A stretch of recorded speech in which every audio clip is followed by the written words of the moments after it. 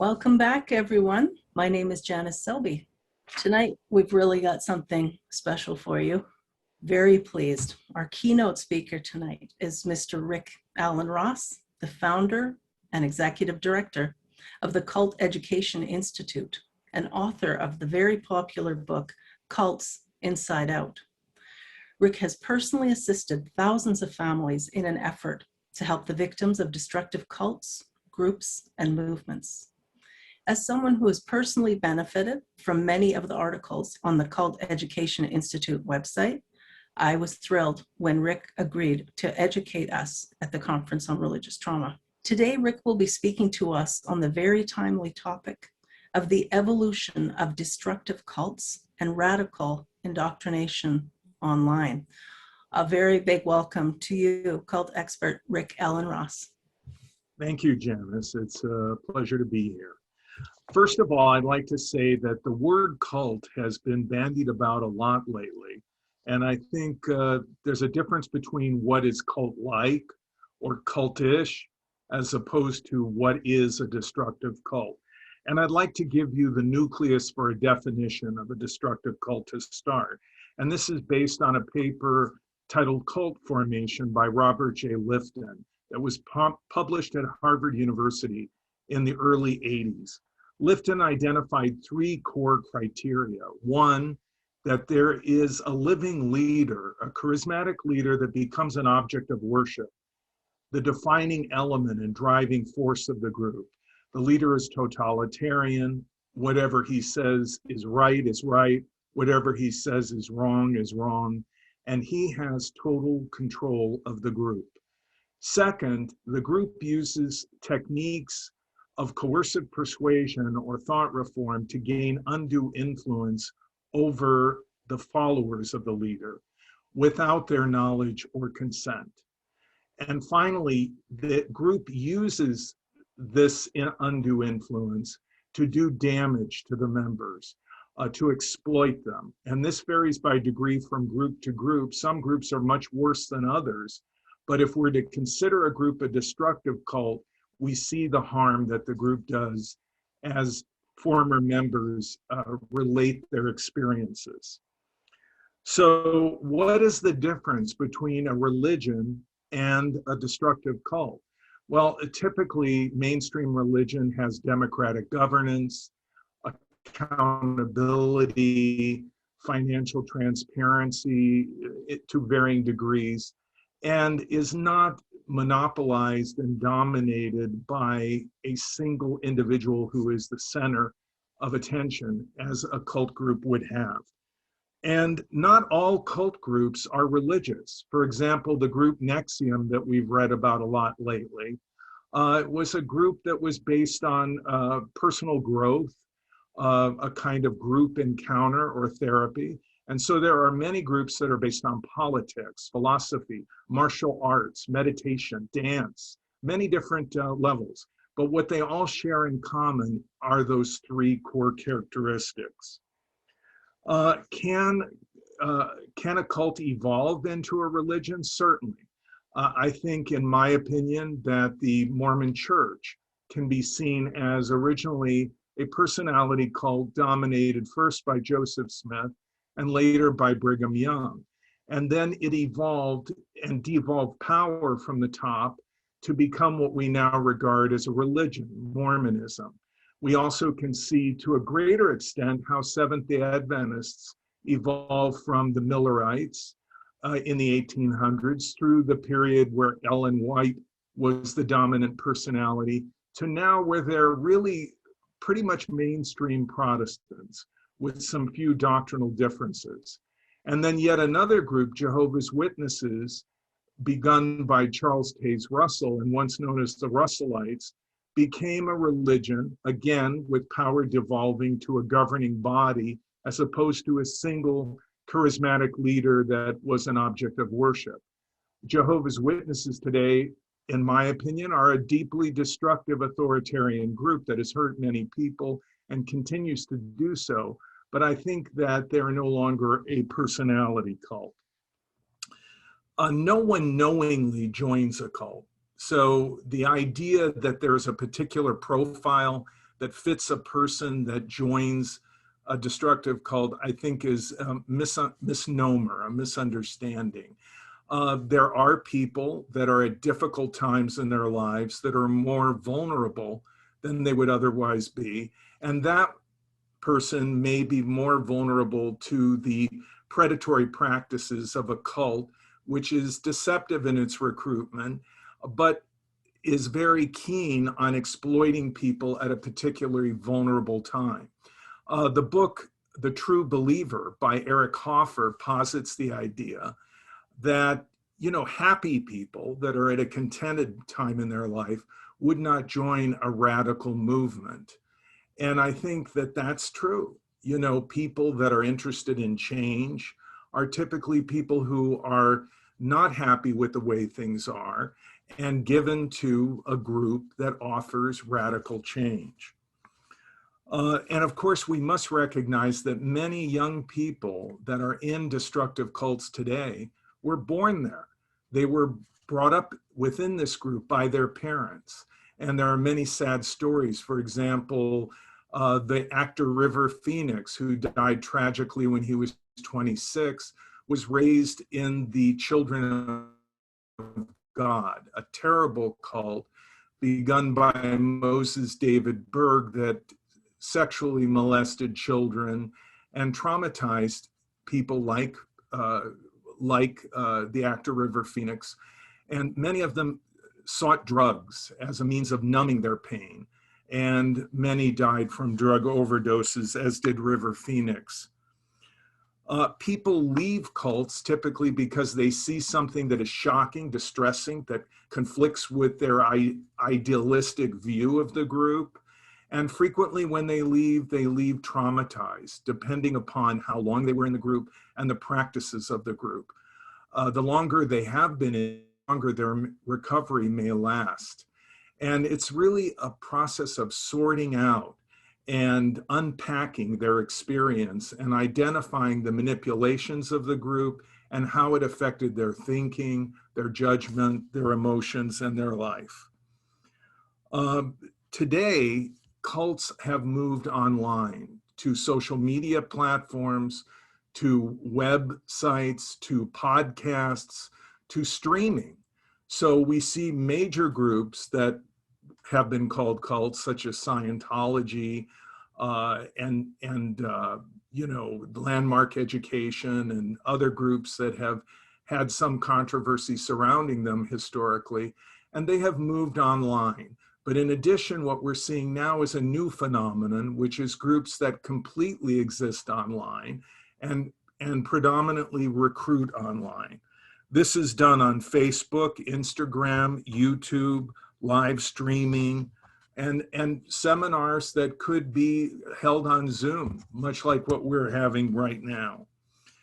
And what they do online is they create a kind of information bubble, an echo chamber. Robert J. Lifton, in his seminal book, Thought Reform and the Psychology of Totalism, writes about this as milieu control, or control of the environment, to the extent that everything can be controlled that we read, that we hear, that we see, and we become socially isolated.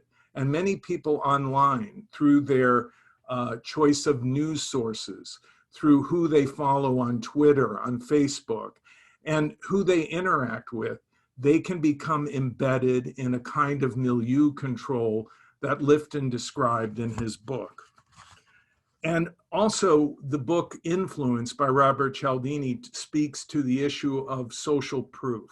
And that is how reliant we all are on the environment around us to understand what is real and what is not real, that we look around us to contextualize what we are experiencing. And when people reflect the reality of a particular group and its doctrine and reinforce that, we can be misled through a kind of false social proof into an alternate reality or alternate facts, as we've learned. Edgar Schein talks about how people are broken down through what he wrote about in his book, Coercive Persuasion. And we can see that in three major stages. One is the unfreezing process, or breaking people down. Second is, once they become fluid, changing them and shaping them. And then three, once they have been changed, refreezing them and locking down that change. And this can be seen again through the reinforcement of a false social proof and milieu control. Margaret Singer, in her book Cults in Our Midst, writes about the control of behavior. And Flo Conway and Jim Siegelman, in their two books, Snapping, which identifies what they call information disease. And this is interesting because now we're talking about fake news and alternate facts. Conway and Siegelman identified this as information disease in the late 1970s in their book Snapping. They also did a study of how cults traumatize people and which groups traumatized the most. And they would say in their book that the Hare Krishnas, the International Society of Krishna Consciousness, through its excessive meditation and prayer, traumatized very deeply, and also the Church of Scientology, which, according to their review with former members, had profound residual effects. Conway and Siegelman, in another book that is quite interesting, that many of you have probably heard of and read, the book Holy Terror, which was published in 1982, identified how fundamentalist Christians could, through their teachings and indoctrination, emotionally control people. And Conway and Siegelman identified such things as spiritual warfare and the way in which this could be used to break people down, change them, and lock them in. So this is how thought reform can work online, as well as how it has worked historically in the setting of a cult compound or in face-to-face meetings. We've seen this through the radicalization process and recruitment process of Al-Qaeda, led by Osama bin Laden, and most recently ISIS, led by al-Baghdadi.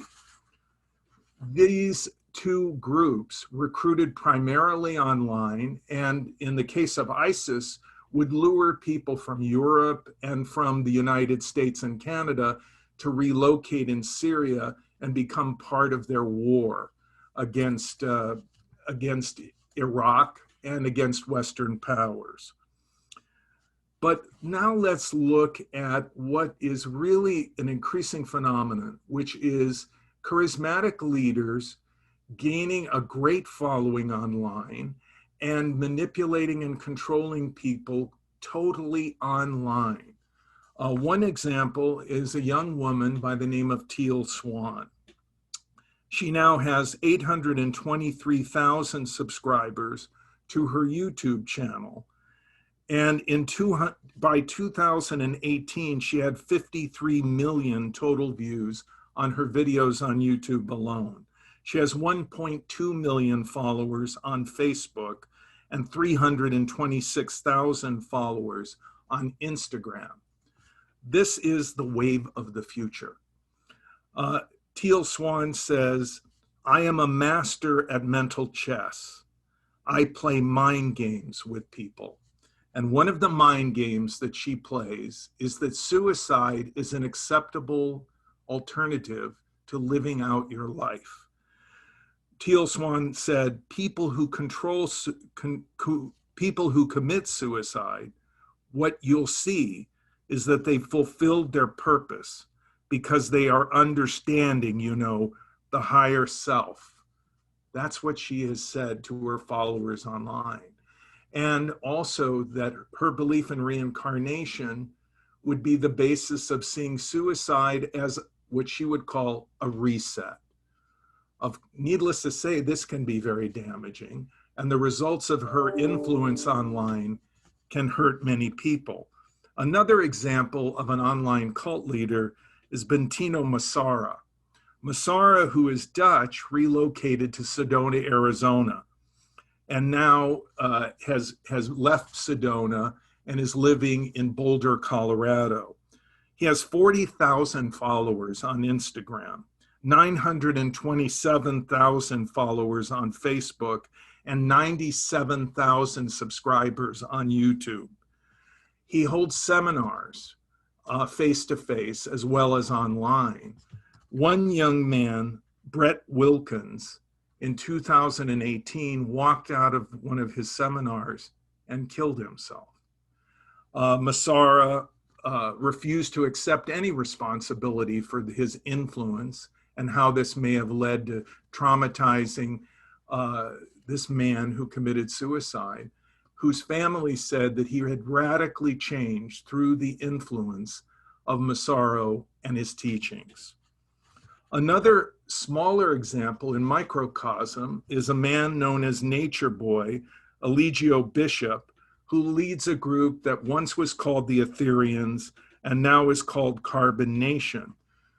Bishop, who had less than 100 followers, would basically recruit people through Facebook and online, and he would show his videos. And then he set up an Airbnb in Costa Rica where he encouraged followers to go. Many of them women that he would sexually exploit. One young woman with a history of mental illness was recruited by Bishop from Canada. And she came there from Nova Scotia, and the Canadian authorities and her family reached out to the Costa Ricans, who eventually brought her back to Canada after much effort. And then Bishop was pushed out of Costa Rica and he went to Panama. Now he is back in the United States, but he is still online recruiting people and damaging their lives. Another group that is really a hate group is called the Israelites United in Christ, led by Nathaniel Ray. This is a group that is the flip side of white supremacists. They would be considered black supremacists. And recruits are taught to believe that African Americans are the new Israel, the chosen people of God, and that white people are devils. They are indoctrinated through watching the group's videos on YouTube. And I have personally testified against them in court in child custody disputes when a couple, one has been recruited by the group and the other refuses to become involved, and they have a child, a minor child, and the parent who is divorcing the parent who is in the IUIC wants to protect that child from exposure to their beliefs and their influence. And so I will testify in court and try to help the court to understand how this would affect the life of the child. But IUIC is recruiting as we meet here online and indoctrinating people online through YouTube. And of course, you may have read or heard about the group Love is One. This was a group led by Amy Carlson, whose followers call her Mother God. Recently, she was found dead in Colorado, her body decorated in Christmas lights, her eyes carefully made up by her followers who believed that she was God. And the group, streaming online, would recruit people and raise money. And of course, PayPal would be the conduit for much of this money, hundreds of thousands of dollars at one time in Carlson's coffers. And now that she is dead, 7 of the members of the group, you may have read, have been arrested and are being held in Denver, pending their charges being heard in court. And of course, all of us know about QAnon, this amorphous group that we don't know who the leader is or leaders are. And there are hundreds of thousands of people affected by QAnon. And this culminated in many of them coming to Washington, D.C. January 6th and attacking our nation's capital. QAnon, like the other groups, recruits online, indoctrinates online, and relies on a kind of echo chamber created by the group in encapsulating its members online. What can we actually do to deal with this? Well, you know, since 1996, I launched the Cult Education Institute database, which is at culteducation.com, in an effort to educate the public about these destructive groups, and so that if people Googled the group, they could hopefully find the historical information that might more inform them and dissuade them from becoming involved.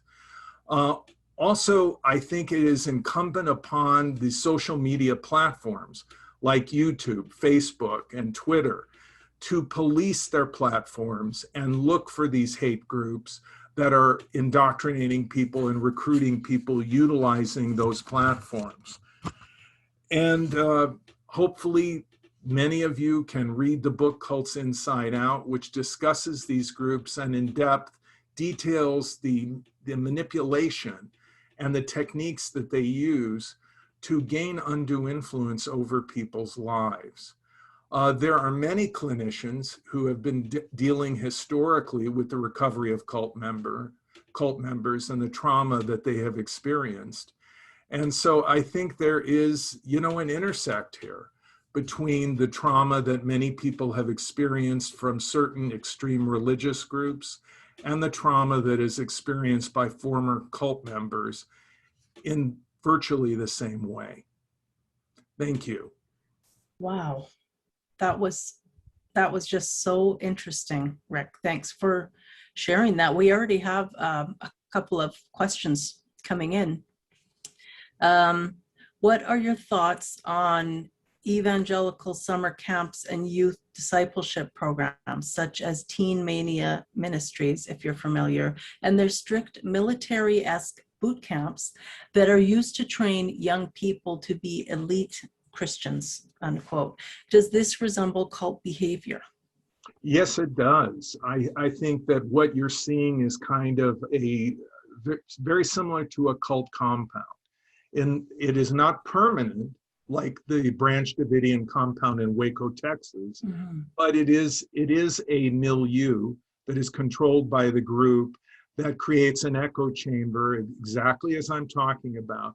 The only difference would be that there is not a leader who is an object of worship that leads the entire organization, which would differentiate it from a cult.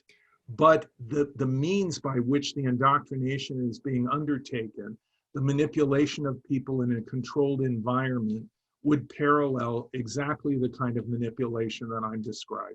Okay, so would they be thought of more than as a dangerous or destructive group? Then they're not actually a cult because they don't have that one leader that you're talking about? I would say that a group can be a potentially unsafe authoritarian group, regardless of whether it has that leader, that charismatic leader who is the object of worship. Okay. For example, the group could be an ultra-Orthodox or fundamentalist Jewish group, a fundamentalist Islamic group, a fundamentalist Christian group. What you want to look for is what are the checks and balances that the leaders have. For example, if you have a conventional Protestant church, they're going to have a democratically elected board. The board can hire and fire the pastor, decide on salaries, compensation, and then the church itself is part of a denomination where there is further accountability. Many of these parachurch organizations like Teen Mania, they don't have those safeguards. Okay. They don't have those checks and balances. And so what you want to look for is where are the checks and balances and the transparency so that I know that I can be safe. And if there is controversy surrounding the group and a history of complaints, are they consistent? And what does that really mean? And I would say that many of these groups like Teen Challenge or Youth with a Mission. Exactly, yep. And even groups like now Campus Crusade, at one time I received complaints about them, but they seem to have cleaned up their act after many complaints. And I did receive some complaints about Navigators, and Navigators is mentioned within the book Holy Terror in specific. Yeah. And so I would say some of these groups have troubling characteristics that are similar to cults, But what we want to look for constantly is accountability, checks and balances, a means for addressing grievances, where people who say, I've been hurt, are feeling heard. And if they're not feeling heard, why is that? Excellent. Okay, another question. Do you think there's any hope that some destructive groups, such as Jehovah's Witnesses, could ever lose their tax-free status in places like Canada and the US, or will religious freedom always trump such efforts? And do you think going after groups' tax-free status would make any type of difference? Well, I think that goes to basically more like Scientology. Mm, Because you have to realize Scientology wasn't always a religious nonprofit organization with that status. That was granted to them in the 1990s. mhm. And so Jehovah's Witnesses go way back. They're over 100 years. I don't know if we can realistically expect to revoke their tax exempt status. Here's what I think we can expect. We can expect them to be held to the same level of accountability as the Roman Catholic Church regarding sexual abuse. And we can expect them to deal with the complaints that have come in from people who have been traumatized by their leadership through shunning, through the disfellowshipping process, through their rules, for example, no blood transfusions, which results in deaths every year, or children that are literally terrorized as they're growing up with this constant doomsday, prophetic view of the world, and Jehovah God is going to murder the unbelievers and so forth. I think they need to be held accountable. And what I'm hoping is that on a case-by-case basis, that can happen through litigation in which they're sued, which they have been. And also, I think through the courts intervening to, for example, make sure that children get a blood transfusion regardless of their parents' wishes, because though the parents have the right to choose to die rather than get a transfusion, they really don't have the right to make that choice for a child. It's not fair to the child and their right to life. And I also think that the Jehovah's Witnesses as an organization need to address the fact that their governing body is not democratically elected, and that they do not have democratic governance, and that they don't have the kind of accountability built into their leadership that the overwhelming majority of, let's say, Protestant churches do in the United States. So what you've got is a small club of basically old white men who are governing over the entire organization. And I think that eventually the witnesses are going to have to address that. And do you think, does size factor in at all when we're looking at whether a group is a cult? No, I think a cult could be as few as 2 or 3 people, with one person being the leader and one being the follower. For example, in my opinion, Chad Daybell, who's now in jail in Idaho, he had basically one follower, Lori Vallow, who's also in jail over the murder of 2 children whose bodies were found on Chad Daybell's farm. He tried to gain other followers, but he never really was that successful. Another example would be Brian Mitchell, who abducted Elizabeth Smart and held her captive for 9 months. For many years, he only had one follower, Wanda Barzee. And so a cult can be as small as 1 or 2 or 3 people, or it can be 1 million people. An example of a huge cult, in my opinion, would be the North Korean regime that believe that Kim is an absolute monarch, a godlike figure who they worship, and they worship his father and his grandfather. In much the same way, I think Adolf Hitler was a political cult leader. and the German people were controlled by him, and he was deified by them, and he was worshiped by them. So I think a cult can take over a country, and it can be very large, or it can be relatively smaller. It can be as small as just two people. Would you agree if people refer to the former president as a cult of personality? I think that's really been abused. Okay. I think that Donald Trump was elected president. Mm-hmm. I didn't vote for him, but he was elected president. Mm-hmm. And I think that the people that follow Trump were predisposed to follow him. And Okay. here would be the acid test.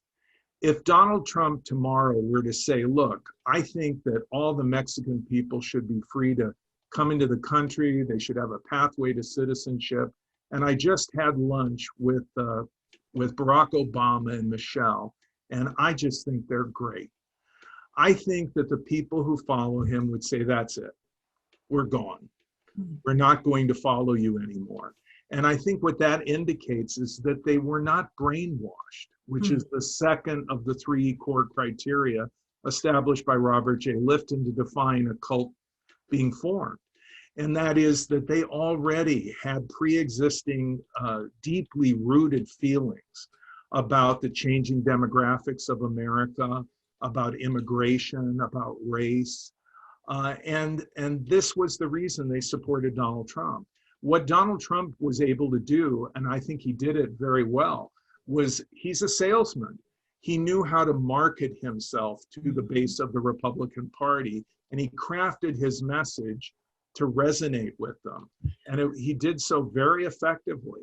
And whereas Jeb Bush and Marco Rubio and even Ted Cruz failed to hone in their message as effectively as Donald Trump did. Yeah. But is he a cult leader? Not in any conventional sense. There are characteristics that I would say are cult-like about him. I mean, he's very narcissistic. He's very ego-driven, and he really doesn't seem to exhibit much empathy or sympathy. And he seems to think that he's always right. I can't remember a time when he's acknowledged that he's wrong. But simply because he shares those personality traits with many cult leaders doesn't make the Republican Party a cult or the people that support Donald Trump a cult. Very interesting. Thank you. Someone has asked, what advice do you have for helping those who are QAnon supporters? This is a really tough one, Janice, because out of the QAnon supporters that were arrested in Washington, January 6th and after, do you know 1/3 of them said that they had been diagnosed with some type of mental disorder, whether it be bipolar, paranoid schizophrenic, deeply depressed, PTSD. So they had said, I had been diagnosed with this problem. And so that group of QAnon supporters cannot be deprogrammed, or you cannot work with them from an intervention standpoint, which I have done many hundreds of times with cult victims. Another third, at least, of them are, as I described, Trump supporters, people with deeply rooted sentiments that go back to their earliest recollections and may reflect their family, their cultural background. And you cannot deprogram those kind of deeply held beliefs or sentiments. But those people that were tricked and then trapped in QAnon, and I think that's a significant group, those people can be helped. And that could be done through a kind of intervention, which I detail in my book, Cults Inside Out, in which you educate the person about how they were deceptively recruited without their informed consent, and how certain manipulative techniques were used to pull them in and then keep them in. And once they unpack that, many of them will feel like, hey, I was tricked and I was deceived by this organization and I don't want to be a member anymore, and they will leave. do they have to already be at some kind of point, well, I guess, where they're open to even having a conversation about it? Because so often we find people are so closed off to even entertaining thoughts like that. They have their beliefs, they're very firmly entrenched in them, and they have no interest in anything else. I think that really goes to the family and the support network for that individual. So when I do an intervention, much like a drug or alcohol intervention, I rely on the family. So the parents, the spouse, the adult children are there, and they're saying, please listen. We love you. We care about you. We're concerned about how your involvement in this particular group or organization is affecting your life. It's affecting your job, your relationships. It's affecting us. We love you. We feel like you're growing increasingly distant and isolated. And we feel that a discussion about this is meaningful, and we need you to do this, if not for yourself because you feel you don't need it right now. Do it for us because we care about you and we love you. And so I think that if the family can pull together, and friends and people that are supportive of the individual can pull together and organize an intervention, it can work. And I've done over 500 interventions since the 80s. And about 70% of the time, at the end, people will leave the organization. And many of these organizations have been very authoritarian, Bible-based groups. Some that many of the people listening right now would recognize. Wow, 500 is a lot. You have a lot of experience in this area. We still have another couple questions I'd like to try and get to you.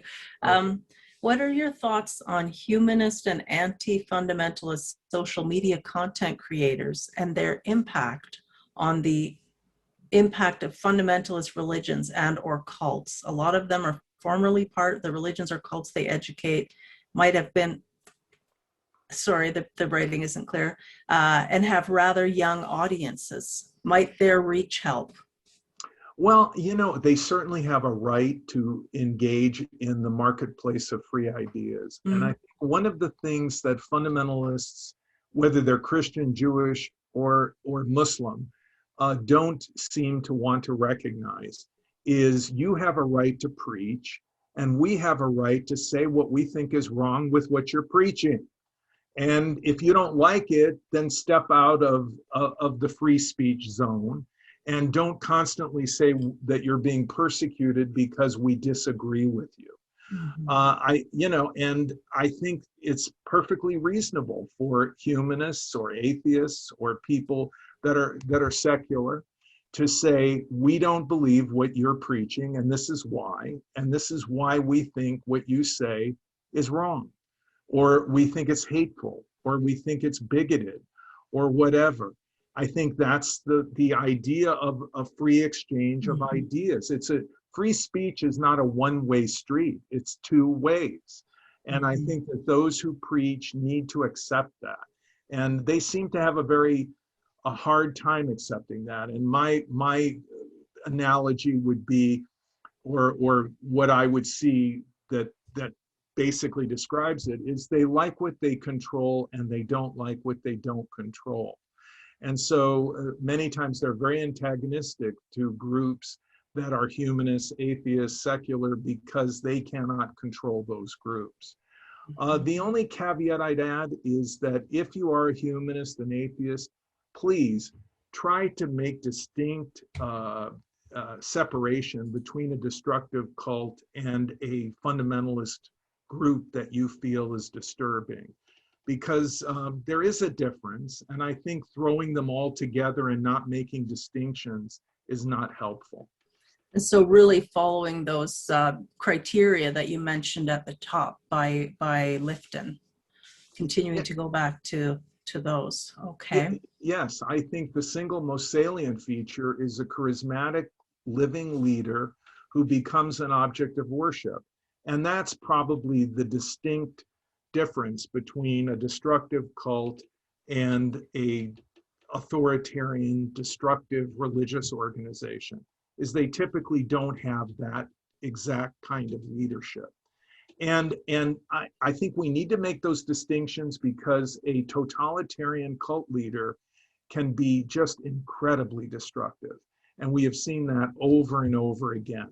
The lack of accountability, the lack of checks and balances, and the fact that many cult leaders, almost without exception, it seems, are psychopaths. And so when you have that kind of individual controlling a group and all of the followers dependent upon that leader to determine what is right, what is wrong, what is real, what is not real, it can be a formula for just horrible, horrible tragedy. And so I think we need to allow for destructive cults to have their own unique position based on their structure of authority and their dynamics, and separate that from what we would see as destructive fundamentalist authoritarian groups.